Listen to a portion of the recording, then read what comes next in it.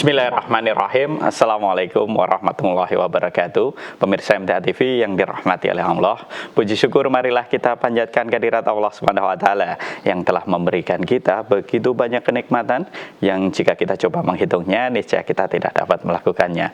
Salawat serta salam marilah kita haturkan kepada junjungan kita Nabi Muhammad sallallahu alaihi wasallam. Kembali lagi menyapa aktivitas pagi Anda dalam program unggulan Fajar Hidayah bersama saya Fatih Agil Muslim. Telah hadir di tengah-tengah kita Ustadz yang akan mengampu Fajar Hidayah pada kesempatan pagi hari ini. Beliau adalah Ustadz Dr. Setio Budi Santoso. Mari kita sapa beliau. Assalamualaikum Ustadz. Waalaikumsalam warahmatullahi wabarakatuh. Kabar sehat pagi ini Ustadz. Alhamdulillah. Ya, semoga Ustadz selalu diberikan kesehatan oleh Allah Ustadz. Amin, amin. Ya, materi kita pagi ini Ustadz, kita akan membahas masih melanjutkan tentang kemunafikan. Ciri munafik banyak itu. Ya, kita melanjutkan tema tentang ciri kemunafikan pemirsa. Baik pemirsa MTA TV yang dirahmati oleh Allah, kami mengundang Anda sekalian untuk bergabung bersama kami melalui line telepon di 02716793000 atau Anda dapat mengirimkan pertanyaan tertulis Anda melalui line SMS atau WA di 08112553000. Namun sebelumnya siapkan catatan dan mushaf Anda. Mari kita simak tausiah dari Ustadz Dr. Setio Budi Santoso. Silahkan Ustadz. Iya. Assalamualaikum warahmatullahi wabarakatuh. Alhamdulillahi nahmaduhu wa nasta'inuhu wa nastaghfiruh wa na'udzu billahi min syururi anfusina wa min sayyiati a'malina may yahdihillahu fala mudhillalah wa may yudlil fala hadiyalah. Asyhadu an la ilaha illallah wa asyhadu anna Muhammadan abduhu wa rasuluh. Amma ba'du. Qala azza wa jalla a'udzu billahi minasyaitonir rajim. Wa atiullaha wa rasulahu wa la tanaza'u fatafsalu wa tadhabari hukum wasbir innallaha ma'as-sabirin. Para pendengar radio MTA FM, Persada FM, dan juga para pendengar radio banyak siaran-siaran radio yang ikut menyiarkan Fajar Hidayah pada pagi hari ini, dan juga terutama para pemirsa MTA TV yang berbahagia. Mari kita selalu bersyukur kepada Allah. Pada pagi hari ini kita dibangunkan, pada pagi hari ini kita diberikan kehidupan, pada pagi hari ini kita diberikan kesempatan hidup. Mari kita isi dengan kegiatan yang baik, kegiatan yang bermanfaat, kegiatan yang nanti akan menyelamatkan kita di akhirat nanti. Juga kita banyak diberikan kesehatan, diberikan iman, diberikan Islam, diberikan banyak sekali nikmat yang harus kita syukuri. Maka pada pagi ini kita bersyukur kepada Allah, kita mengisi kehidupan ini dengan kegiatan yang bermanfaat. Pada pagi ini masih kita bicarakan penyakit spiritual. Kemarin sampai kepada kemunafikan, banyak ciri-ciri yang sudah saya sampaikan. Pada hari ini saya sampaikan tentang ciri munafik berikutnya adalah mereka membuat percekcokan, membuat pertentangan. Ya. Dalam ayat Al-Anfal tadi Allah perintahkan bahwa orang iman, orang berislam itu janganlah berbantah-bantahan, ya. Janganlah terjadi perselisihan yang menyebabkan kamu gentar dan hilang kekuatan. Dan bersabarlah, sesungguhnya Allah beserta orang-orang yang sabar. Ini perintah Allah bagi orang yang mutakin, perintah Allah bagi orang Islam, perintah Allah bagi orang mukmin, ya, supaya tidak berbantah-bantahan, tidak terjadi perselisihan. Kalau terjadi perbedaan pendapat gara-gara mungkin memahami suatu ayat, suatu hadis, ya sudah, lana amula walakum amalukum, dah amalmu amalmu, amalku amalku, sudah, nggak perlu bahasa saya terjadi perselisihan, apalagi berbantah-bantahan, lebih percekcokan, lebih sampai terjadi peperangan. Itu naudzubillahi min dzalik. Enggak boleh kita. Itu adalah apabila kita ya istilahnya menuruti hawa nafsu, menuruti terjadi percekcokan, berkelanjutan pada perselisihan, berkelanjutan pada peperangan, itu azab Allah. Artinya sebenarnya azab Allah itu tidak hanya sekedar adanya bencana alamnya, tidak hanya tanah longsor, tidak hanya banjir, tidak hanya gempa bumi dan sebagainya. Percekcokan atau perselisihan atau apalagi peperangan, itu azab dari Allah. Saya bacakan di surat Al-An'am 65 ya, yang artinya dialah Allah berkuasa mengirimkan azab kepadamu di atas kamu.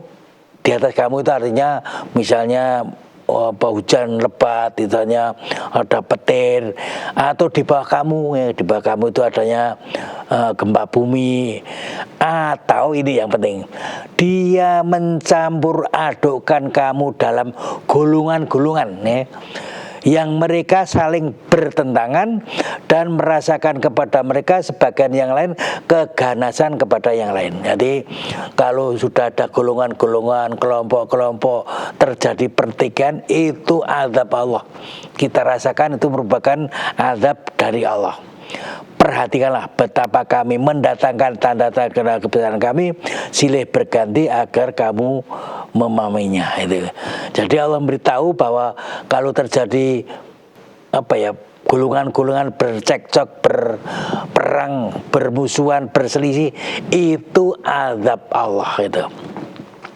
Nah, sering kadang ya menggunakan hadis yang katanya hadis itu iftalu umat rohmah, perselisihan umat adalah rahmat itu. Jadi sudah populer rasa masyarakat sering menyampaikan ikhtilaful ummah rahmat.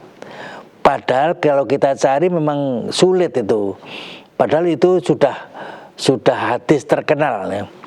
Tapi kita tidak pernah bertanya ya tentang hadis ini, apakah ini kualitasnya bagus, apakah sahih, apakah meyakinkan, itu mari kita cari. Pada hakikatnya mereka itu, ini Hafidz Al-Suyuti mengatakan tidak ada asalnya. Pakar hadis telah berusaha untuk mendapatkannya tetapi tidak mendapatkan apa-apa. Barangkali hadis ini hadis yang dikeluarkan dari sebagian ahli ulama tapi belum sampai kepada kita, sehingga tidak jelas sanadnya, tidak jelas matannya ya. Al-Munawi atau menukil dari Subi berkata hadis ini tidak dikenal ahli hadis dan juga saya belum mendapatkan sanad yang sahih. Bahkan dhaif pun, hadis dhaif itu tidak dijelas, apalagi maudhu palsu. Jadi tidak dijelaskan. Kemudian sebagian ulama juga berusaha, terutama Al-Hafidz Ibnu Hajar, hadis ini sangat populer, sering ditanyakan di kalangan ahli hadis. Tetapi ini gharibul hadis, kurang memuaskan, ya, tidak mantap hadisnya itu. Ini suatu hadis yang sanadnya aneh, sangat aneh sekali.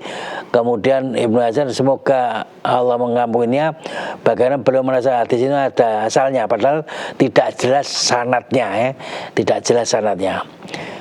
Kemudian dalam risalah Syekh Saud Al-Funais, ikhtilaful umat itu adalah diroyatan, artinya bahwa hadis ini tidak jelas itu. Dan perkataan ini justru paling rusak, sebab kalau terjadi perselisihan itu merupakan rahmat, berarti persatuan adalah azab. Itu kan kebalik ya. Padahal mestinya persatuan itulah rahmat, perselisihan adalah azab. Jadi kalau kita bikin perselisihan, percekcokan itu adalah azab itu. Itu tidak mungkin seorang muslim itu malah justru ya membuat perselisihan, membuat pertentangan itu, karena itu menyalahi tuntunan Allah dan Rasulnya. Jadi padahal persatuan itu merupakan rohnya Islam. Nah, termasuk diantara dampak hadis ini, diantara kita muslimin kadang-kadang ya terjadi perselisihan itu dibiarkan saja ya, tidak diislahkan, tidak ada usaha untuk menyatukan, tidak berusaha untuk bagaimana mencari dalilnya yang kuat itu, sehingga terjadi diantara terutama misalnya mazhab, kemudian mereka berselisih ya, bahkan terjadi peperangan ya, gara-gara yang ada urusan berbeda pendapat itu. Padahal mestinya kalau dalam Al-Quran diperintahkan kalau kamu berbeda pendapat, kembalikan kepada Allah dan Rasulnya, kepada Al-Quran dan As-Sunnah. Itu perintah Allah di dalam Al-Quran. Dan dalam Al-Quran memang tidak mungkin terjadi perselisihan atau pertentangan ya, karena dalam Al-Quran itu sudah jelas satu kebenaran, satu kekuatan ya. Di dalam surat An-Nisa ayat 18 diterangkan kalau sekiranya Al-Quran itu dari sisi Allah, tentulah banyak mereka pertentangan. Kalau bukan dari Allah ya, bukan dari sisi Allah, tentu banyak percekcokan atau banyak perbedaan itu. Maka tadi di surat Al-Anfal itu jangan kamu berbantah-bantahan, jangan kamu berselisih, jangan kamu pertikaian yang menyebabkan kamu gentar dan hilang kekuatan. Bersabarlah, sesungguhnya Allah beserta orang yang sabar. Sebenarnya umat dulu yang namanya orang ahli kitab itu, kalau Allah menghendaki mereka itu menjadi satu umat ya, tetapi mereka selalu berselisih pendapat, kecuali orang yang diberi rahmat oleh Allah. Jadi orang yang diberi rahmat oleh Allah itu tidak ada perselisihan, tidak ada perselisihan pendapat atau tidak perselisihan pertikaian, tidak terjadi percekcokan, terjadi berbantah-bantahan. Nah, kalau sudah berbeda pendapat ya sudah lah, namanya walakum amalukum, nanti amalmu amalku gitu. Mereka berpecah belah kecuali setelah datang kepada mereka ilmu pengetahuan. Karena apa penyebabnya? Karena kedengkian di antara mereka. Ya ini kuncinya mengapa seseorang bercekcok, berbantah-bantahan, itu bukan karena perbedaan pendapat, karena di dalam hatinya ada kebencian ya, ada rasa tidak senang kalau ada saudara kita mendapatkan keberuntungan ya, bisa membangun itu, jadi merasa wah ini kan saya tersaingi ya, saya membuat masalah. Jadi itulah dalam banyak Al-Quran, banyak ayat bahwa kita dilarang berbantah-bantahan, dilarang berselisih ya. Kita harus bersatu walaupun berbeda pendapat. Dalam sabdanya Rasulullah memberikan pelajaran pada saat di Arafah itu akan terjadi musibah demi musibah. Maka barangkali siapa yang ingin mencerai-beraikan umat ini saat mereka bersatu, maka pukullah dia dengan pedang ya, bahkan dalam kata yang lain ya bunuhlah itu. Jadi kalau ada orang membuat percekcokan atau membuat perselisihan, mengadu domba, itu boleh dibunuh, boleh diperangi. Jadi kalau orang-orang yang bersiti itu semuanya harus kembalikan kepada Allah dan Rasul, kembalikan kepada Al-Quran dan As-Sunnah itu.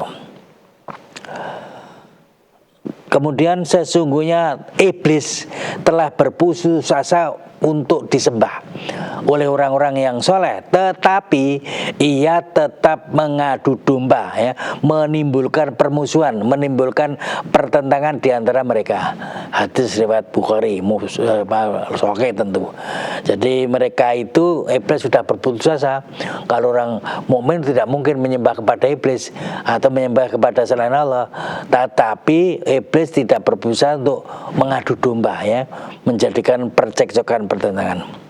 Di hadis yang lain Rasulullah berpesan, apabila dua orang muslim yang berhadapan dengan saling menghunus pedang masing-masing, maka yang membunuh dan yang dibunuh masuk neraka. Hadis riwayat Muslim. Jadi kalau orang berdebat atau mungkin berselisih atau mungkin ya percekcokan, pertengkaran sampai bunuh-membunuh, itu mereka semuanya masuk neraka itu. Jadi dalam Islam ada istilah konsep islah ya. Islah itu untuk menghindari konflik yang berkepanjangan. Itu harus diketahui. Kalau konflik itu dibiarkan atau pertikaian dibiarkan, akhirnya menjadi peperangan, akhirnya menjadi bunuh-membunuh. Nah ini sahabat tadi Rasulullah pelajaran, yang membunuh dan yang dibunuh semuanya masuk neraka itu. Loh, para sahabat bertanya ya, Kalau yang membunuh jelas itu masuk neraka. Lah kalau yang terbunuh kok juga masuk neraka? Ya. Rasulullah memberi jawaban, sesungguhnya dia juga ingin membunuhnya tetapi kedahuluan. Jadi gara-gara hanya karena sudah terlanjur terbunuh, dia tidak bisa membunuh. Maka dua-duanya masuk neraka. Kemudian dalam level perintah kalau terjadi pertikaian, terjadi peperangan, itu perintah Allah supaya itu ada komunikasi, ada apabila dua orang itu hendak berperang atau hendak berselisih, hendaklah kamu mendamaikan keduanya, ya. Nah, kalau keduanya itu ada yang melanggar perjanjian, yang menyalahi tuntunan, maka hendaklah yang melanggar perjanjian itu kamu perangi sampai surut kembali dari perintah Allah. Kalau dia berlaku surut, demikian antara keduanya terjadi keadilan, hendaklah kamu berlaku adil. Jadi di surat 9 perintahnya begitu. Jadi kalau terjadi pertikaian, pertentangan, supaya ada di antara umat Islam itu menjadi penengah lah. Jadi maka kalau terjadi pertikaian ada penengah, tidak terjadi lagi, sudah selesai itu. Maukah kalian aku tunjukkan sesuatu yang lebih baik daripada pahalanya sholat, puasa dan sedekah? Para sahabat berkata, tentu ya Rasulullah.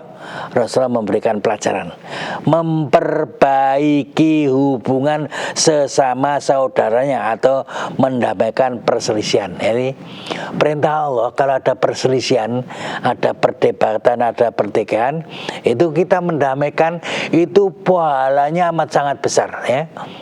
Jadi lebih besar daripada pahalanya sholat, puasa dan sedekah, ya. Ini pelajaran dari Rasulullah. Berarti kita punya kewajiban, ya, kalau terjadi di dua golongan, dua kelompok bertikai, nah kita mengadakan perdamaian, mengadakan pertemuan, mengadakan islah, itu mendapat pahala dari Allah yang amat sangat besar. Karena Rasulullah berpelajaran seperti itu. Bahkan pahalanya orang yang mendamaikan saudara yang berselisih, pertikaian, itu lebih besar daripada sholat, puasa dan sedekah. Maka dalam ayat Asy-Syura ayat 15, maka karena itu serulah kepada agama ini, tetapkanlah sebagaimana diperintahkan kepadamu, janganlah kamu mengikuti hawa nafsu mereka. Kan katakanlah, aku beriman kepada Allah, kitab-kitabnya diturunkan, dan aku diperintahkan untuk berlaku adil di antara kami. Allah lah Tuhan kami dan Tuhan kamu. Bagi kami amal-amal kami dan bagi kamu amal-amal kamu. Jadi kalau sudah berbeda-beda, sudah bagi kami amal kami, bagi kamu ya amal kamu. Tidak ada pertengahan di antara kami dan kamu. Allah mengumpulkan di antara kita kepada Allah jalan kembalinya. Jadi perintah Allah itu supaya kita kembali kepada ajaran Allah, supaya mengikuti Allah dan Rasul.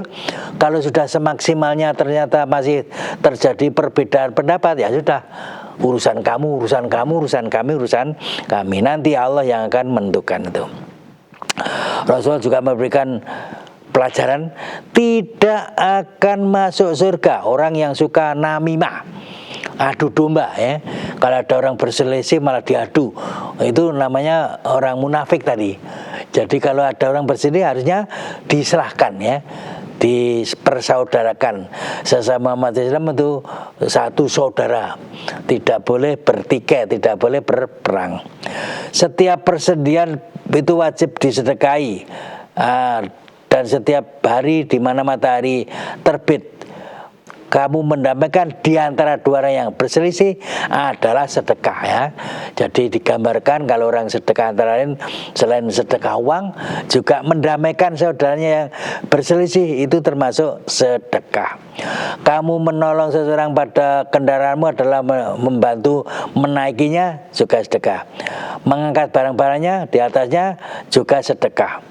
Bahkan ucapan yang baik adalah sedekah, dan setiap langkah kamu berjalan untuk sholat sedekah.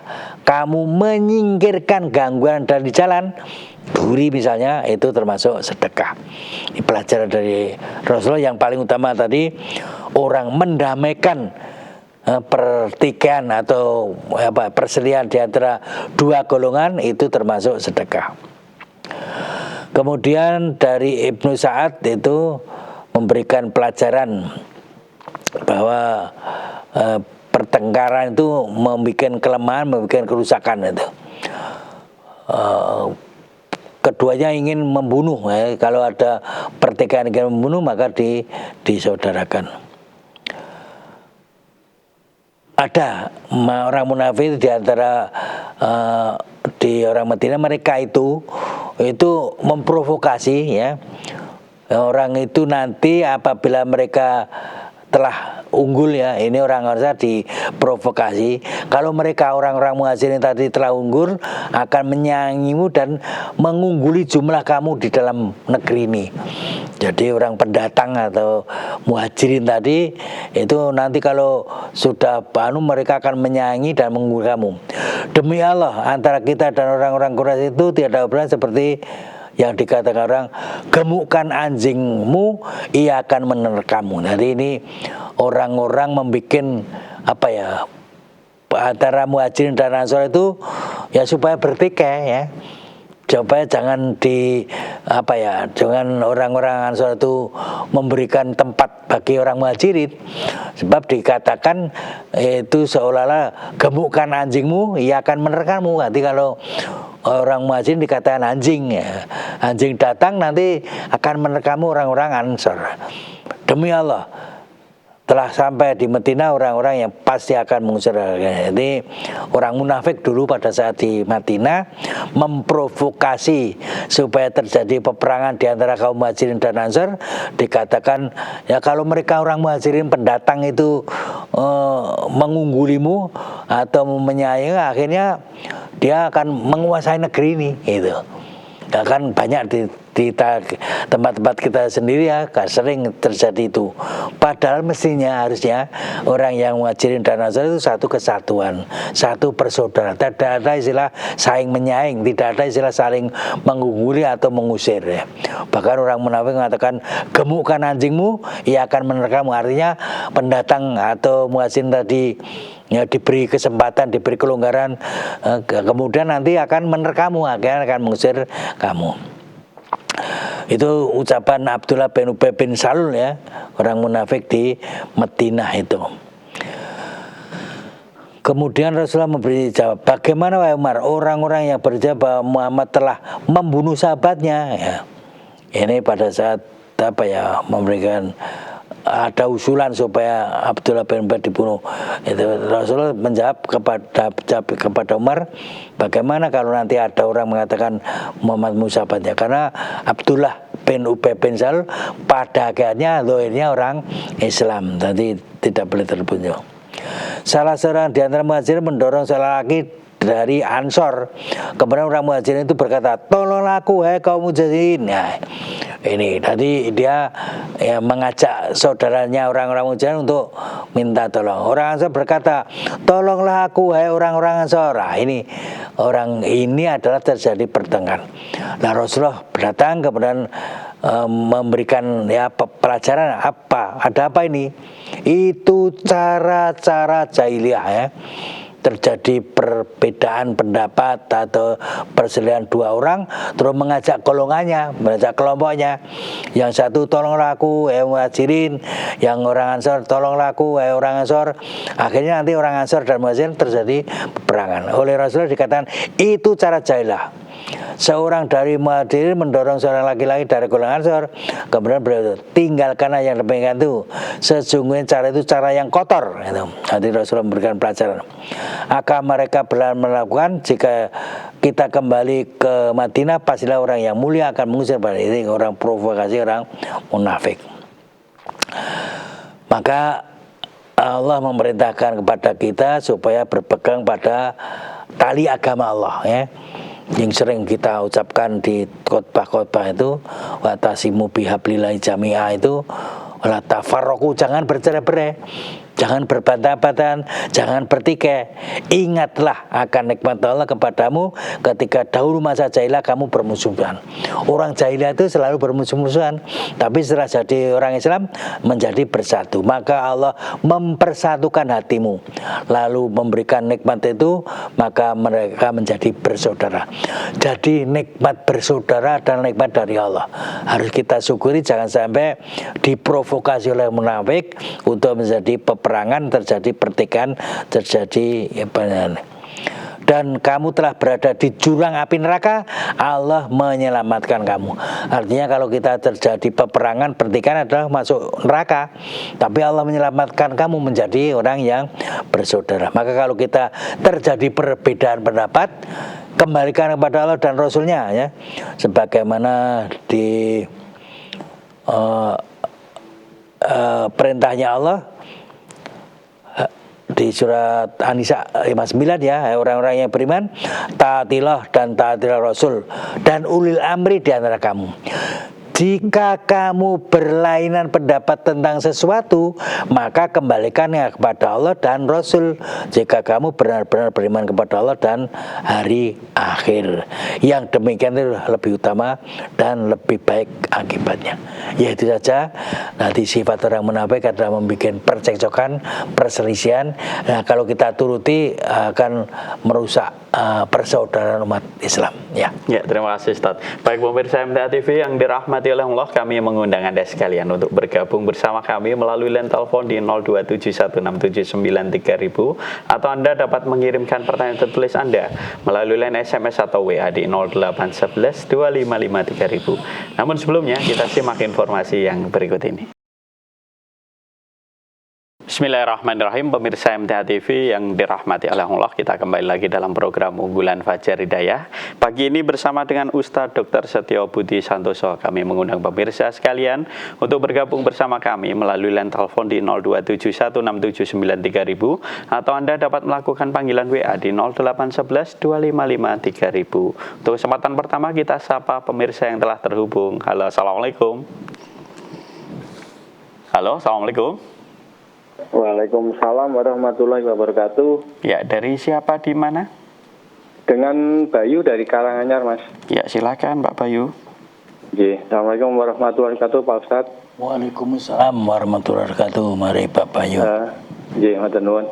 Saya mau meminta penjelasan tentang hadis yang menyatakan bahwa Allah akan menolong hambanya yang menolong saudaranya. Ya. Itu yang dimaksud saudara itu apakah sesama makhluk atau sesama manusia atau sesama umat muslim, Ya. atau hanya umat satu golongan gitu, Pak? Ya. Terima kasih. Itu saja pertanyaan saya. Ya. Matur nuwun. Assalamualaikum warahmatullahi wabarakatuh. Waalaikumsalam warahmatullahi wabarakatuh. Ya. Jadi kalau dalam hadis dikatakan bahwa Allah akan menolong hamba selama hamba itu menolong saudaranya adalah saudara sesama umat Islam, ya. Jadi karena orang Islam itu nama mu'minuna ikhwatun, ya. Jadi bersaudara, maka saudara di situ adalah sesama umat Islam, bukan saudara senasab, bukan saudara secara umum lah. Jadi saudara di situ adalah pertolongan kepada saudara sesama umat Islam. Apalagi kalau dengan makhluk lain jelas tidak ada bersaudara dengan makhluk lain. Yang di situ adalah untuk persaudaraan kita. Dan Allah akan menolong hambanya selama dia menolong saudaranya. Itu berarti kita wajib tolong menolong, ya. Wajib bantu-bantu, ya. Tawanu al birri wa taqwa. Jadi kita saling tolong menolong dalam hal kebaikan dan takwa. Hanya tidak boleh, ya, tolong menolong dalam hal kejelekan, keburukan, ya. Wala tawon al ismi wal udwan itu. Jadi kalau tolong menolong itu dalam hal kebaikan, wajib, harus, kalau sesama umat Islam. Nanti dalam hal kebaikan saling tolong menolong harus dilaksanakan itu. Jadi di situ adalah persaudaraan umat Islam, artinya sesama umat Islam, karena orang Islam itu bersaudara. Ya. Ya, terima kasih Ustaz. Baik pemirsa MTA TV yang dirahmati Allah, kami masih mengundang Anda sekalian bergabung bersama kami melalui line telepon di 02716793000. Kita sapa pemirsa yang telah terhubung. Halo, Assalamualaikum. Waalaikumsalam warahmatullahi wabarakatuh. Ya, dari siapa, di mana? Dari Ibu Mudrika, Bengkulu Utara. Ya, silahkan Ibu. Sedekah, ya. Ya, Assalamualaikum warahmatullahi wabarakatuh, Ustaz. Waalaikumsalam warahmatullahi wabarakatuh. Mari Ibu Sedekah. Di sini saya akan menanyakan itu Pak, mohon sekali dijelaskan antara keagungan Allah dengan kebesaran Allah beserta contoh-contohnya agar saya lebih jelas untuk memahami atas keduanya itu. Sekian, Assalamualaikum warahmatullahi wabarakatuh. Waalaikumsalam warahmatullahi wabarakatuh. Ya, jadi memang Allah itu Maha Agung, Allah itu Maha Besar ya. Dari segi keagungan itu artinya dari kemuliaannya ya. Kita kalau segala sesuatu yang kita laksanakan suatu kebaikan itu harus dikembalikan kepada Allah, keagungan Allah ya. Keagungan Allah itu bagaimana kita ya, semua apa yang kita laksanakan suatu kebaikan-kebaikan adalah karena kehendak Allah. Karena kita diberi kesempatan berbuat baik, berbuat itu kita kembalikan kepada keagungan Allah. Sedangkan kebesaran Allah tentu ya Allah itu Maha Besar. Artinya segala sesuatu yang ada di dunia itu adalah menurut ketentuan Allah, atau semuanya adalah di tangan Allah ya. Karena pihak ada yang mengatakan tangan itu istilah kekuasaan, tapi juga namanya kebesaran Allah kan banyak hal yang terjadi di dunia itu tergantung Allah. Jadi kalau kita melihat kebesaran Allah, Allah bisa menciptakan langit dan bumi, Allah bisa menciptakan alam semesta ini, semua makhluk itu adalah ciptaan Allah, sehingga Allah Maha Besar. Jangan sampai yang dimaha besarkan selain Allah, artinya seolah-olah ya yang memberikan nasib adalah ya misalnya danyangan atau apa itu, padahal kebesaran ada di tangan Allah. Allah yang menciptakan langit dan bumi, Allah yang menciptakan alam semesta ini, sehingga tentu kebesaran Allah karena Dia menentukan segala kehidupan ini ya. Kita itu sebagai makhluk itu tergantung Allah. Segala kehidupan itu termasuk kita ya istilahnya dalam melaksanakan kehidupan ini, maka kita mencari ridhanya Allah, mencari harinya. Ya sepengetahuan dulu, mungkin kalau lebih tanyakan ke hari Senin ya, tentang risalah tafsir ya, itu akan lebih lengkap ya. Ya, mungkin nanti kurangan bisa bergabung lagi nanti sore insya Allah pukul 4 di risalah tafsir ya. Baik, kita ke pertanyaan tertulis Ustadz dari Pak Lastono yang ada di Purwodadi. Ustadz, apakah sebuah pernikahan yang walinya itu tidak sholat, pernikahan itu tidak sah Ustadz? Lah nek tidak sholat berarti orang bukan Islam, apalagi menikahkan apa mungkin bisa ya. Apalagi sholat saja tidak bisa, kalau dia ritual menikahkan kan kemungkinan tidak bisa. Tapi mungkin juga ada yang bisa menikahkan tapi tidak sholat. Kalau tidak sholat pada akhirnya kan tidak termasuk orang yang beriman. Umumnya di Indonesia atau di Jawa Tengah itu umumnya kebanyakan itu diserahkan kepada naib ya. Orang tua yang tidak sholat tadi menyerahkan kepada naib, tolong dinikahkan anak saya si fulan dengan si fulana dengan mas kawin sekian, itu dari orang tua. Itu tentu sah itu.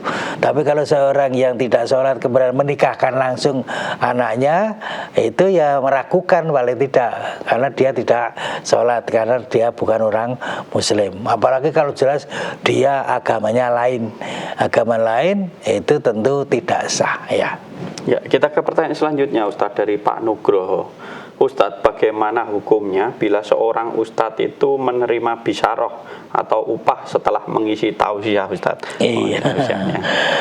Ya kalau dia mendapatkan upah atau mendapat dana dari situ ya dapatnya upah itu di dunia. Itu artinya kalau dia dapat uang, dapat ya boleh-boleh saja, tapi akhirnya dia hanya mendapatkan upah dari manusia untuk urusan dunia. Padahal Allah perintahkan kita berdakwah atau kita menyampaikan itu semata-mata minta upah dari Allah ya. Di surat Suara ya ayat 145, wa ma as'alukum alaihi min ajrin in ajriya illa 'ala rabbil alamin. Dan aku sekali-kali tidak minta upah kepadamu atas ajakanmu ini ya. Aku tidak minta upah. Tapi saya minta upahnya hanya dari Allah Tuhan semesta alam. Jadi contohnya memang perintahnya Allah begitu. Kemudian juga Allah memberikan pelajaran kepada Nabi Muhammad ya. Qul as'alukum alaihi ajran illa mawaddata fil qurba. Aku tidak minta upah kepadamu dengan seruanku ini, dakwahku ini, kecuali saya berkasih sayang di antara kami kekeluargaan. Maka di majelis tafsir Al-Quran, guru-guru daerah tidak ada yang dapat amplop, tidak ada yang dapat upah dari yang disampaikan atau yang diajarkan itu, karena semata-mata upahnya minta dari Allah. Allah yang memberikan upah kepada kita dalam keajakan untuk dakwah kita yang kita ajak. Dan yang paling penting kita itu ya mendakwahkan untuk menjadikan satu kekeluargaan ya. Jadi fil kurba itu dalam kondisi kekeluargaan. Kalau ada orang berdakwah ya bahasanya hanya mendapatkan upah, mendapatkan itu ya dia dapatnya dari urusan dunia saja, dapat uang ya sudah, keuntungan dunia maka di akhirat tidak didapatkan ya. Ya, kami masih mengundang pemirsa sekalian untuk bergabung bersama kami melalui line telepon di 02716793000. Kita sapa pemirsa yang telah terhubung. Halo, assalamualaikum. Waalaikumsalam warahmatullahi wabarakatuh. Ya, dari siapa di mana? Dari Bu Siti di Klaten. Ya, silakan Ibu. Assalamualaikum Pak Ustadz. Waalaikumsalam warahmatullahi wabarakatuh. Mari. Ini Pak Ustadz, saya mau tanya tentang ini, kalau saya ikut yayasan, kemudian kalau belanja barang-barang itu harganya dinaikkan, kemudian dibagi, tapi saya nggak mau Ustaz. Tapi saya nggak mengingatkan teman-teman, itu apa saya tidak melaksanakan tawasul bil haq ya Ustaz? Apakah saya dosa karena nggak mengingatkan teman-teman? Tapi saya nggak mau terima Ustaz itu pembagian yang uang naik itu Ustaz. Terima kasih atas jawabannya Ustaz. Uang apa Ibu? Kurang jelas tadi. Uang yang kalau belanja-belanja itu Ustaz, belanja-belanja untuk yayasan atau mungkin bangunan itu dinaikkan, iya itu saya nggak mau, itu cuma dibagi, saya nggak mau terima Ustaz. Tapi saya nggak mengingatkan teman-teman, nah itu apakah saya termasuk tidak merasakan tawasul bil haq saat itu? Ya. Apakah saya dosa? Jadi terima kasih Ustaz atas jawabannya. Assalamualaikum warahmatullahi wabarakatuh. Waalaikumsalam warahmatullahi wabarakatuh. Maksudnya? Jadi kan Ibu ini bekerja di suatu instansi, ketika belanja barang itu kan biasanya harganya dinaikkan. Terus? Beliau itu tidak mau kalau dibagi uang itu, tetapi tidak memberitahu ke temannya. Apakah itu termasuk? Iya, maksudnya harus diingatkan, tegur ya, markup itu kan tidak boleh ya, menaikkan harga dari harga sekian menjadi harga sekian, itu mestinya kita harus berani menegur, atau bahkan kita tidak boleh melihat seperti itu membiarkan kepada teman-temannya atau temannya melaksanakan itu gitu. Lah risikonya kadang-kadang kalau pimpinannya menganggap ibu itu orangnya yang istilahnya tidak bisa diajak kompromi, tidak bisa diajak, risikonya akan dipecat atau akan diturunkan ya, tidak diberi kekuasaan lagi untuk urusan bendara ya. Mestinya alhamdulillah Allah menyelamatkan kita dari perbuatan curang, perbuatan jelek. Tapi kalau kita mengikuti apa saja yang dilaksanakan oleh pimpinan yang jelek tadi, mengajak markup, kemudian ya menipu atau dan sebagainya, nah kita ikut terlibat walaupun kita tidak menerima uangnya, tetapi kita akan nggak tahu, kalau tahu membiarkan saja ya kita termasuk ya ikut berdosa itu ya. Ya. Kami masih mengundang pemirsa sekalian untuk bergabung bersama kami melalui line telepon di 02716793000. Kita sapa pemirsa yang telah terhubung. Halo, assalamualaikum. Waalaikumsalam warahmatullahi wabarakatuh. Ya, dari siapa di mana? Dari Bapak Supono di Ngawi, Ustaz. Ya, silahkan Bapak. Ini saya mau tanya tentang surat Al-Kahfi itu ada di juz berapa, nomor berapa Pak Ustaz? Sedangkan masih belajar hafalan Ustaz. Kondisi saya dengan tetra. Al-Kahfi di juz berapa, nomor berapa? Ya, Kahfi nomor. ya Bapak. Itu aja, Pak. Ya, Ya, ada lagi? udah itu aja Pak Ustaz. Itu aja. Assalamualaikum warahmatullahi wabarakatuh. Ya, surat Al-Kahfi itu berada di juz berapa? Suratnya nomor berapa, Ustaz? Juznya nggak hafal. Kalau suratnya nomor 18 itu. Kalau juznya kan harus ngitung satu persatu, nggak hafal saya. Tapi kalau suratnya nomor 18. Hanya itu. Ya, hanya itu, Ustaz. Itu. Ya. Jadi surat Kahfi itu surat ke-18. Ya, kita ke Juznya pertanyaan, hafal, ya. kita ke pertanyaan tertulis, Ustaz, Ya. dari Ibu Siti Rohani di Hong Kong. Ustadz, saya 10 tahun, saya itu dan anak tidak dinafkahi. Ya. Kemudian putus kontak. Nah, saya memutuskan untuk cerai, Ustadz. Iya. Dari pengadilan agama sudah memutus perceraian. Ya. Apakah perceraian kami ini termasuk perceraian yang diizinkan oleh Allah, Ustadz? Iya, ya Tausiahnya. udah. Kalau pengadilan sudah mengatakan putus, sah itu. Artinya karena memang tidak diberi nafkah selama 10 tahun. Kemudian sudah putus kontak tadi. Jadi boleh kemudian mengajukan apa namanya rapak kepada pengadilan, kemudian pengadilan memutuskan sudah diceraikan, artinya diceraikan karena suami tadi tidak melaksanakan kewajibannya, itu sah, boleh itu saudara, karena memang ya tadi kewajiban suami kan harus memberikan nafkah baik lahir maupun batin. Harus 10 tahun tidak kontak, kemudian tidak diberi nafkah, itu tentu itu alasan yang bisa diterima ya. Jadi kita mengajukan rapak atau istri tadi mengajukan rapak ke pengadilan, kemudian pengadilan meneliti, kemudian memeriksa, ternyata memang betul ya, selama 10 tahun tidak diberi nafkah, kemudian tidak mendapat komunikasi, tidak kontak, ya sudah, keputusan pengadilan tadi sah, boleh, nggak apa-apa. Ya, kita ke pertanyaan selanjutnya, Ustadz, dari Ibu Nati di Cilacap. Ustadz, apakah puasa Yaumul Bid itu bisa dilaksanakan dan apakah harus 3 hari, Ustadz? Mohon tausiahnya. Ya contohnya Nabi 3 hari tadi ya boleh dilaksanakan. Memang Nabi kalau puasa Bid itu tidak melihat hari tanggal berapa, tapi Rasulullah memberikan pelajaran ya supaya puasa Bid itu dilaksanakan pada saat terang, artinya pada saat bulan terang, yaitu apa? Tanggal 13, 14, 15. Nanti setiap bulan sebaiknya kita tunggu tanggal berapa. Ini tanggal 1, tanggal 2 belum. Nanti kalau sudah tanggal 13, 14, 15 itu pada saat bulan purnama itu boleh namanya puasa Bid. Walaupun Nabi sendiri puasanya ya kapan saja dan berhitungan, tapi kalau Rasulullah memberikan pelajaran kepada sahabat, kepada kita umat Islam, supaya kita berpuasa Bid setiap tanggal 13, 14, 15 setiap bulan. Ya. Pertanyaan dari Ibu Nati sekaligus pertanyaan terakhir, Ustadz, pada Fajridah kali ini. Sebelum diakhiri, pendekatan terkait materi silakan. Ya, jadi pada pagi ini saya menekankan tentang sifat orang munafik adalah terjadi percekcokan, pertengkaran ya, perselisihan yang tidak berkelanjutan ya.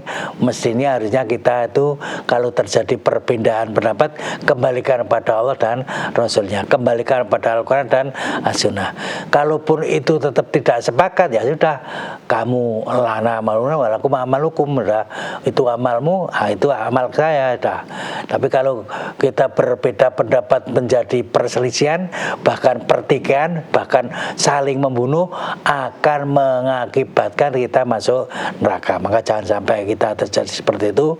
Berbantah-bantahan itu membuat kelemahan, artinya membuat tidak punya kekuatan, maka dihindari ya. Waton suloyo itu tidak boleh, artinya berbantah-bantah itu tidak boleh. Yang paling bagus adalah kita islah. Kalau terjadi pertikaian di antara dua golongan, kita damaikan.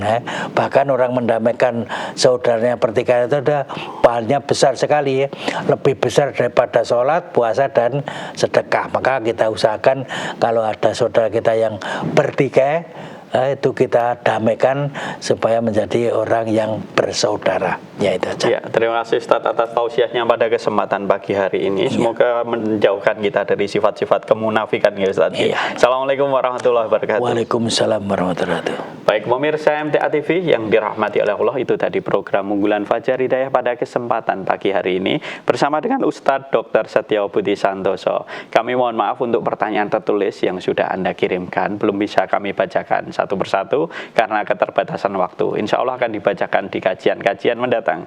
Jadi selalu simak kajian yang ada di MTA TV. Saya Fatih Akil Muslim besertakan kru yang bertugas mohon undur diri. Alhamdulillahirabbil alamin. Subhanakallahumma wa bihamdika asyhadu alla ilaha illa anta astaghfiruka wa atubu ilaik. Wassalamualaikum warahmatullahi wabarakatuh.